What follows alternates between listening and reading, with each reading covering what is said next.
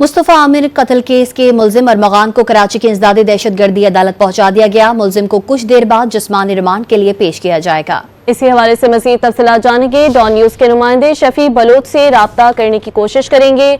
आपको अपडेट कर रहे हैं कि यह वाकया पेश आया था कराची में। मुस्तफा आमिर केस की मुलजिम अरमगान को कराची की इंसदादी दहशतगर्दी अदालत पहुंचा दिया गया है। इस केस के मुलजिम को कुछ देर बाद जिस्मानी रिमांड के लिए पेश किया जाएगा। अरमगान को जिस्मानी रिमांड के लिए कुछ देर में जज के सामने पेश किया जाएगा।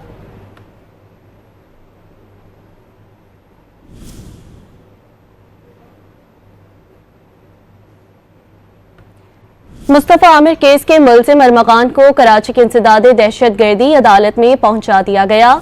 मुलजिम को कुछ देर में जिस्मानी रिमांड के लिए जज के सामने पेश किया जाएगा। इंसदादी दहशतगर्दी अदालत मुस्तफा आमिर के अगवा और कत्ल का केस पुलिस ने मरकजी मुलजिम अरमगान को अदालत पहुंचा दिया है।